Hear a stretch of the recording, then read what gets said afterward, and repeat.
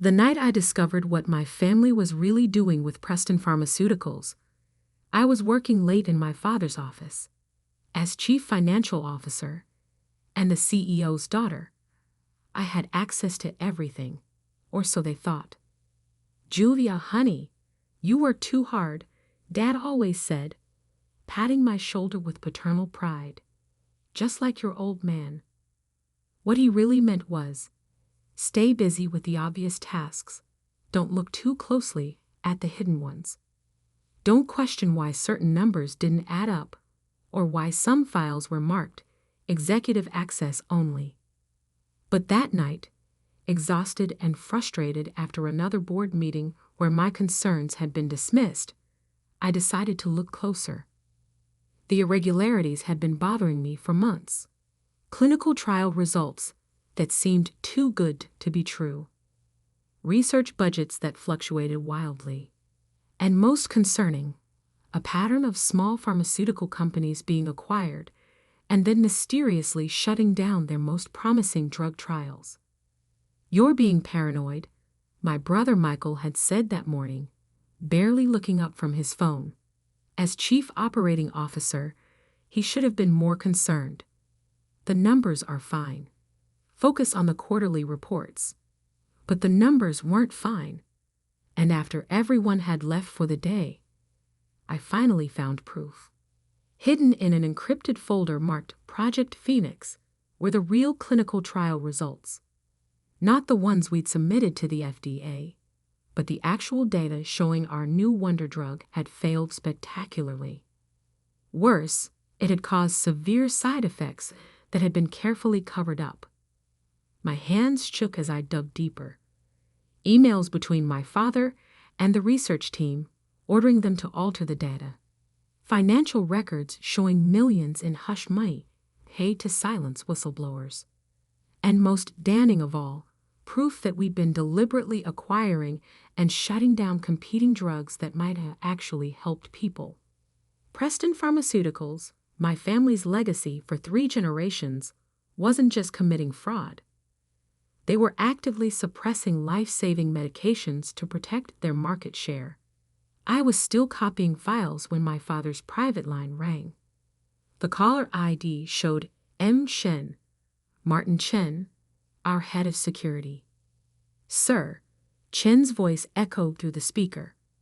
The system flagged unauthorized access to Project Phoenix files. My blood ran cold. I hadn't considered that the files might be monitored. "From where?" Dad's voice was sharp. "Your office computer, sir. Started about an hour ago." A pause. "Julia."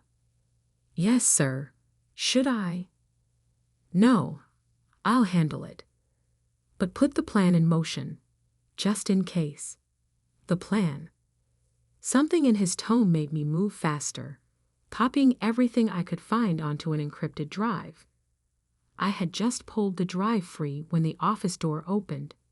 Dad stood there, still in his dinner jacket from the charity gala he'd attended. His face was calm, but his eyes were steel. "Working late, sweetheart?" "Just catching up on some reports," I said, slipping the drive into my pocket. He stepped into the office, closing the door behind him. Funny thing about reports, they usually don't require accessing classified research files. "Dad, how much did you see?" I met his gaze steadily. "Enough." He nodded slowly, as if I'd confirmed something. "I was afraid of this. You always were too smart for your own good." "The trials failed," I said. "People died, and you covered it all up." "We did what was necessary." "Necessary?" My voice rose. "You buried evidence that could have saved lives. You're still marketing that drug as safe." "Keep your voice down." He moved to his desk, pressed a button on his phone. "Martin, proceed." The office door opened again. Martin Chen entered, followed by 2 men I'd never seen before. "What's going on?" I asked, though I already knew. "You're having a breakdown," Dad said softly. The stress of the job, the responsibility, it's all become too much. I'm not. The private facility is very discreet, he continued as if I hadn't spoken. You'll have the best care money can buy. I backed away from the approaching men. You can't do this. Of course I can. I'm your father. His smile was gentle, reasonable.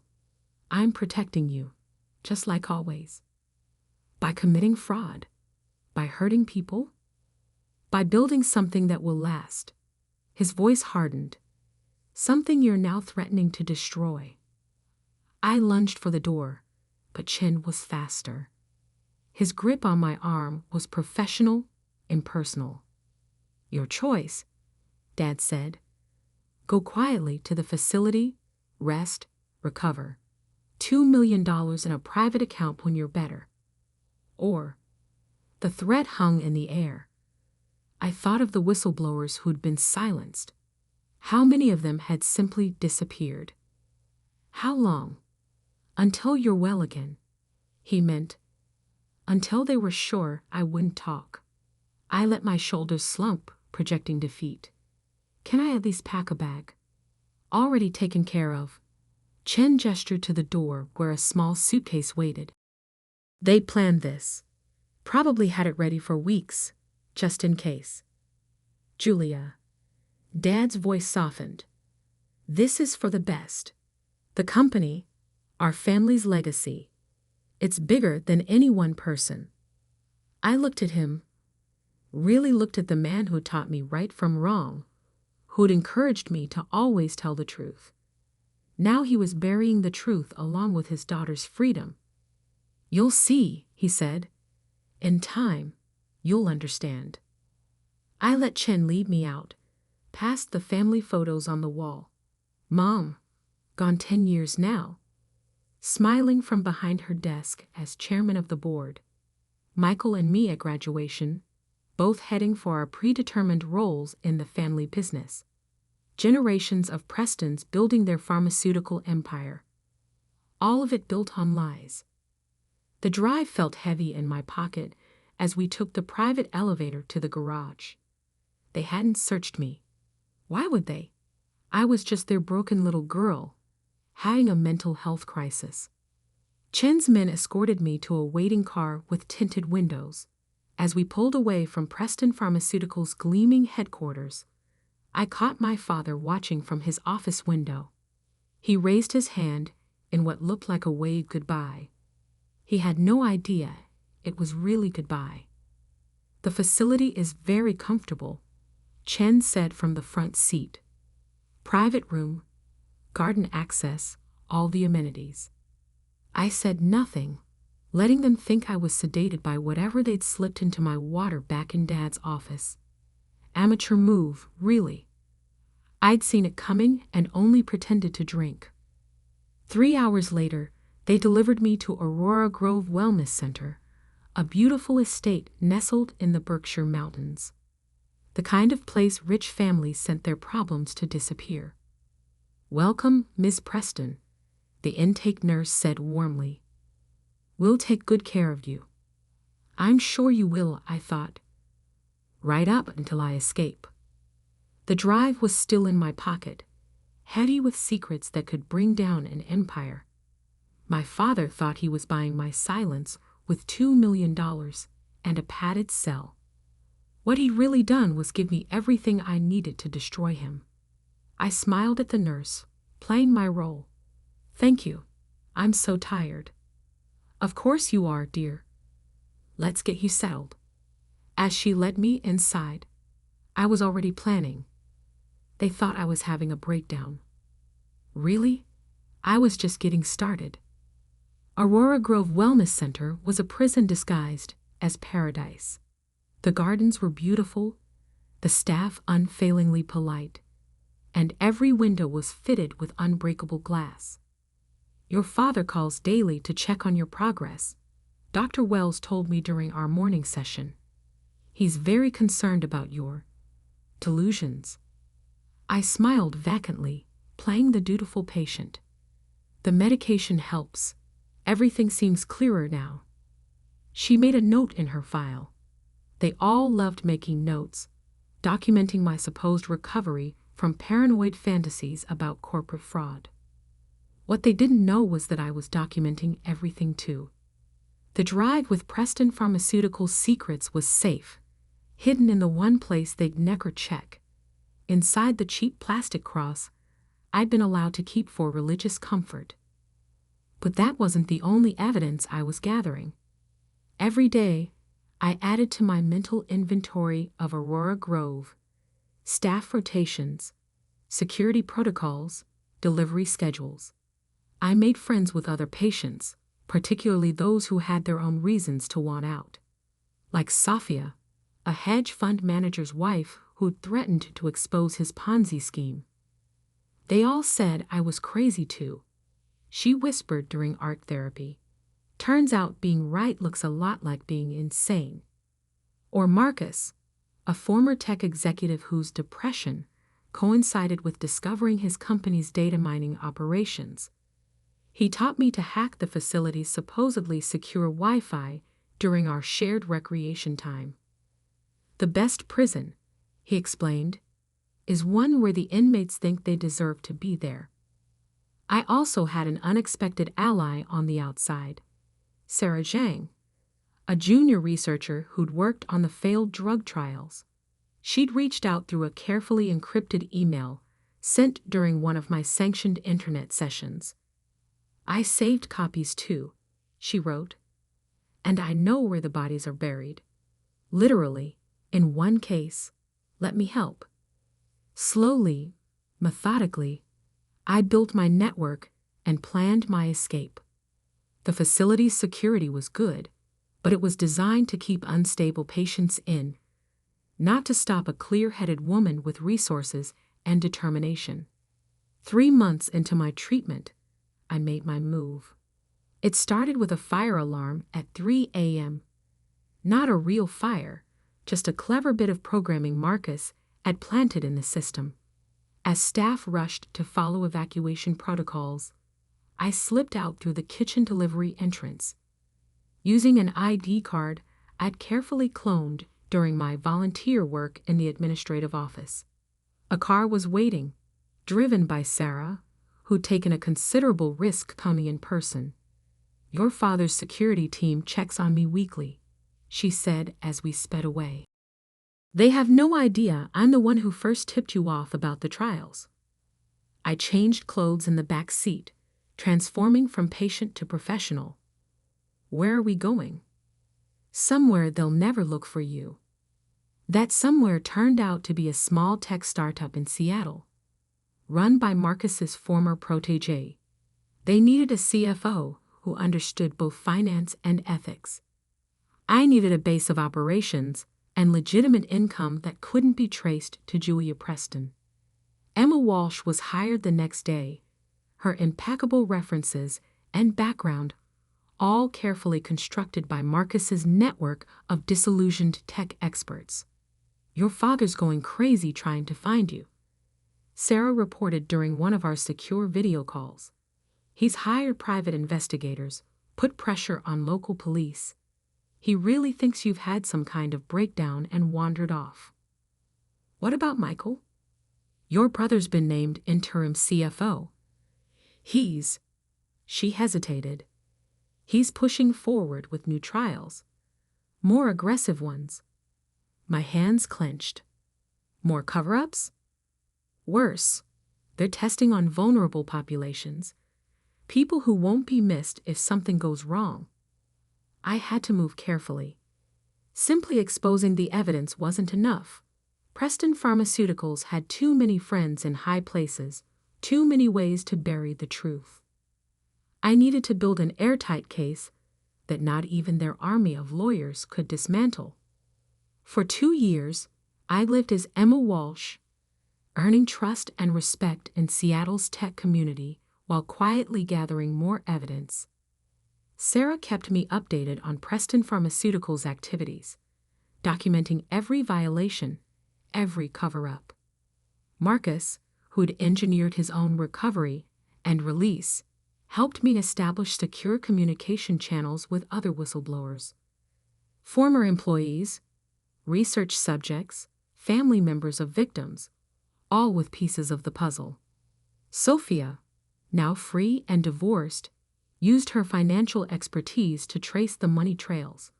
Shell companies, offshore accounts, slush funds for bribes. It was all documented and verified. "They're getting sloppy," she reported. "Your brother doesn't have your head for numbers. He's leaving traces everywhere." The final piece came from an unexpected source, my mother's old assistant, now retired. She contacted me through Sarah, revealing that my mother had kept her own secret files before her convenient heart attack 10 years ago. She knew something was wrong with the trial data, the assistant said. She was going to expose it all. Then suddenly she was dead. Natural causes, they said. But nothing about Preston Pharmaceuticals was natural. I received regular updates about my family from Sarah. Dad was showing signs of strain, drinking more, sleeping less. Michael was living large on company money, dating supermodels, making increasingly erratic decisions. "They think they're invincible," Sarah said. "The great Preston family, above the law." "Everyone's invincible until they're not," I replied. By the 3rd year, my case was solid. Every piece of evidence verified, every witness prepared, every document authenticated. The SEC was quietly building their own investigation based on anonymous tips, and the FDA was reviewing the trial data with growing concern. It was time. I chose the annual shareholders meeting for my return. Dad always made it a big event. Hundreds of investors, media coverage, a celebration of Preston Pharmaceuticals' continued dominance of the industry. This year would be different. I stood in front of my hotel mirror, transforming back into Julia Preston. The Seattle tech executive disappeared, replaced by the prodigal daughter returned from her breakdown. My phone buzzed. "Sarah. Security's been updated since you left. New protocols, new team. But not new enough," I said, thinking of the access codes Marcus had acquired. "Is everything in place?" "SEC agents are standing by. FDA representatives too." And she paused. "There's something else you should know. About your mother's death." I gripped the phone tighter. "What about it?" I found her real autopsy report. The one that wasn't released to the press. Her voice was grim. "Julia, it wasn't a heart attack." The toxicology showed. "Tell me everything." I cut in. "I want to know exactly what they did." As she talked, I felt the last traces of doubt or mercy fade away. This wasn't just about corporate fraud anymore. This was about murder, corruption, and a family that had lost its soul in pursuit of profit. Tomorrow, the Preston empire would fall, and I would be there to watch it burn. I checked my reflection one final time. Professional suit, perfect makeup, not a hint of the past 3 years visible on my face. I looked exactly like the daughter they tried to erase. But I wasn't that woman anymore. That Julia Preston had died in a mountain facility 3 years ago. This Julia Preston was back for revenge. And she had receipts. Preston Pharmaceuticals' annual shareholders meeting was held in the grand ballroom of the Ritz-Carlton. 3 years ago, I would have been at the head table, reviewing quarterly reports and profit projections. Today, I watched from the lobby as investors filed in, all eager to hear about another record-breaking year. If they only knew what their money was really funding. "SEC agents are in position," Sarah murmured through my earpiece. "FDA representatives too, just waiting for your signal." I checked my phone one last time. Everything was ready. The evidence organized, the witnesses prepared, the regulatory agencies standing by. 3 years of work culminating in the next hour. Any sign of security noticing me? I asked, adjusting my visitor's badge. Amazing what Marcus's hacking skills could accomplish. They're watching for Julia Preston, the mental patient, Sarah replied. Not Julia Preston, the corporate executive. Your father's been telling everyone you're in a facility in Switzerland. They're not even looking here. I smiled. Dad's cover story had actually helped me. Everyone was expecting a broken woman, not someone who'd spent 3 years building a case against her own family. The ballroom was packed when I slipped in. My father stood at the podium, silver-haired and imposing in his perfectly tailored suit. Michael sat to his right, scrolling through his phone with his usual bored expression. Preston Pharmaceuticals continues to lead the industry in innovative treatments, Dad was saying. Our latest drug trials show unprecedented success rates. I thought of the real trial data hidden in my encrypted files, the covered-up deaths, the falsified results. And now, he continued, I'm pleased to announce our newest initiative. Actually, I said, standing up in the middle of the crowd, I'd like to make an announcement first. The room fell silent. Dad squinted into the audience, not recognizing me at first. Then his face went pale. Julia? Hi, Dad. I started walking toward the podium. Miss me? Michael finally looked up from his phone. His eyes widened in shock. Security. Dad barked, but I was already moving. Before anyone does anything rash, I said loudly, you might want to turn on CNBC. Right now. Someone did. On the massive screens around the ballroom, the breaking news headline appeared. Preston Pharmaceuticals under federal investigation. SEC and FDA raid corporate headquarters. What is this? Michael demanded, standing up. What have you done? Me. I reached the stage. I just organized the evidence. All those files you thought disappeared with me. They've spent the last 3 years being verified by federal investigators. Dad's hands gripped the podium. Julia, you're not well. You need help.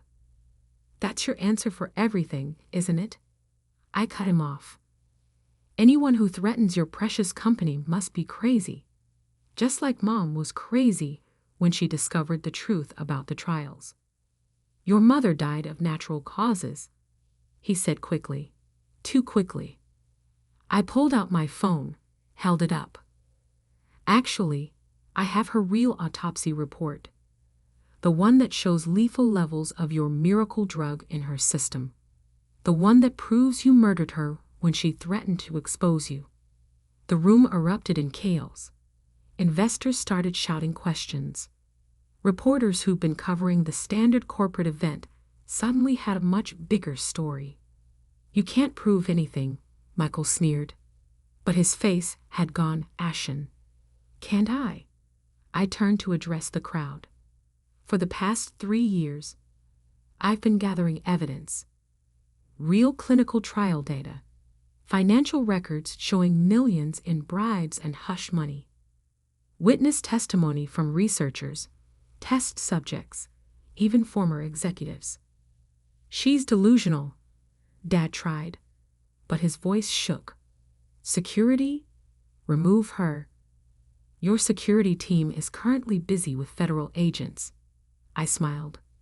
And speaking of federal agents, right on cue, the ballroom doors opened. FBI agents poured in, followed by SEC investigators and FDA officials.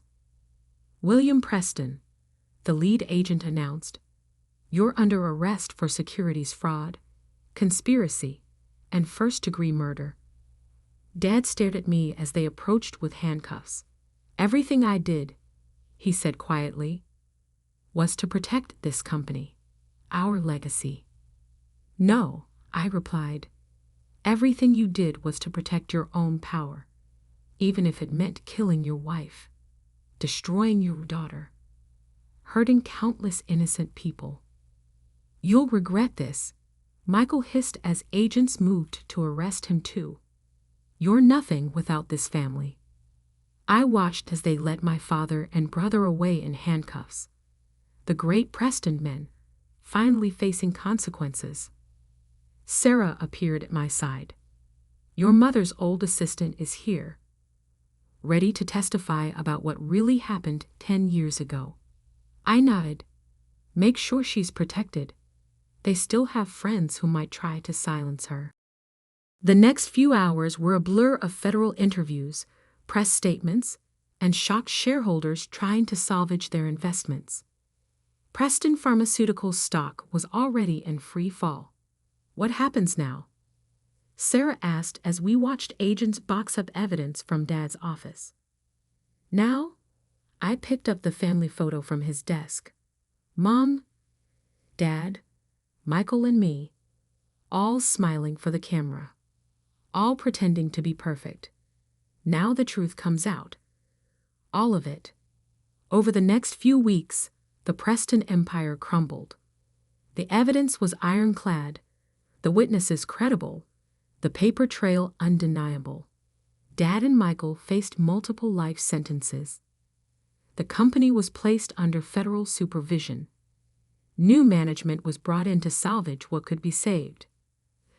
The toxic drugs were pulled from the market, and research began into actually helping people instead of just making profit. I testified at their trial, laying out every detail of their crimes. Dad never looked at me. Michael tried to cut a deal, offering to testify against our father, but the prosecutors didn't need him. They had everything they needed. The press called it the pharmaceutical scandal of the decade. Movies were optioned, books were written. Everyone wanted to know how the Preston princess had brought down her own family's corrupt empire. But I wasn't interested in fame. I had a different mission now. 6 months after the arrests, I stood at my mother's grave. The official cause of death had been updated, her murder finally acknowledged. I did it, Mom, I said softly. I finished what you started. Sarah joined me, carrying a stack of papers. The new board wants you to take over as CEO, she said. Help rebuild the company the right way. I considered it. The chance to transform Preston Pharmaceuticals into what it should have been all along, a company that actually helped people. On one condition, I said. We rename it after Mom. Sarah smiled. Catherine Pharmaceuticals does have a nice ring to it. I placed flowers on the grave, thinking about legacy and truth, and the real meaning of family. Dad and Michael would spend the rest of their lives in prison, paying for their crimes. The corrupt empire they'd built had fallen, but something new could rise from the ashes. Something honest. Ready to get to work? Sarah asked. I took one last look at the grave, then turned toward the future. Always. 1 year later, I sat in the CEO's office, my office, reviewing the latest trial results. Real results this time, showing promise for treating previously incurable conditions. A news alert popped up on my computer. William Preston found dead in prison cell, apparent suicide. I closed the alert without reading it. The past was done. I had a company to run, people to help, wrongs to right. My phone buzzed. A text from Marcus. Your father left a letter for you. Burn it, I replied. Some chapters needed to stay closed. Catherine Pharmaceuticals was thriving, its stock price recovering as investors recognized our commitment to ethical research and development. The same drive for excellence that had corrupted my father was now being used to save lives. Sarah knocked on my door. Ready for the board meeting? I gathered my papers, straightened my jacket, and stood up. The family portrait that once dominated this office was gone, replaced by my mother's medical school graduation photo. She was smiling, full of hope and purpose, just like I was now. "Ready?" I said. The Preston legacy was dead, but something better had taken its place. Sometimes the best revenge isn't just exposing the truth.